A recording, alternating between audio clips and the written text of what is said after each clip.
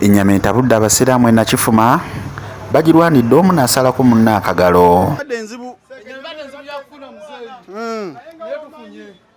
Atalina maanyi atolya nodduka n'ekisambi nobeera ng'omulalu babi nnyo.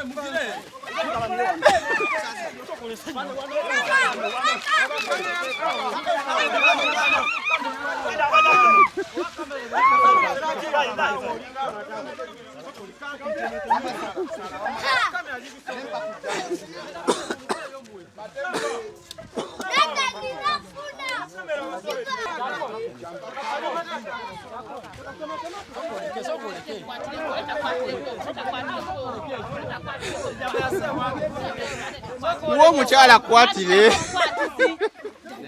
omukyala kati nawe vaawo.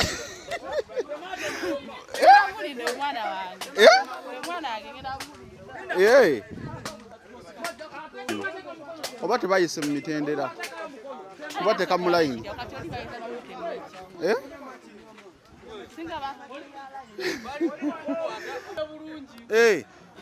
Ennyama ebadde enzibu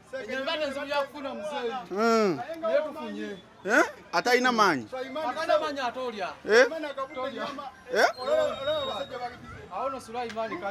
atalina maanyi takola ki?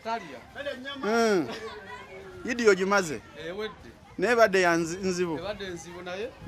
Omubaka Sulaiman atuwadde Yidi tweyanzizza.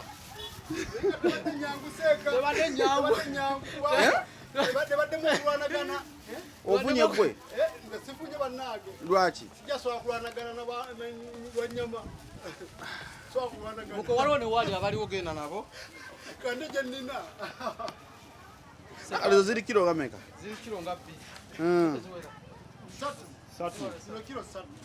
Ne akambe kansasi. Ewa.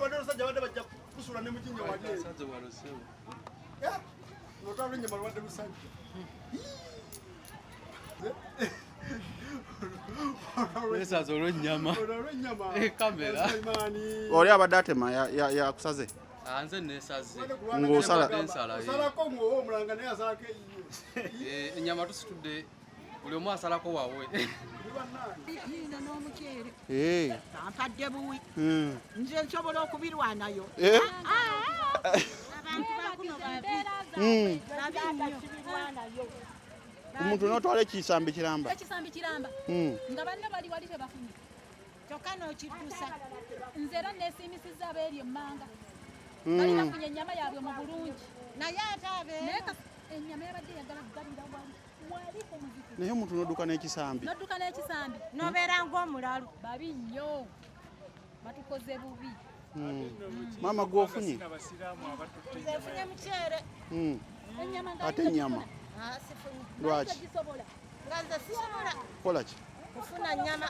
Bankube ndi mukazi mulemu. Baba ofunye ennyama. Ate nfunye. Nze nfunye muceere emirundi egi. Kati maama ate gwe ennyama eriwa? Sooka oyimirire. Tomukaabya amaziga talidde ku nnyama nange.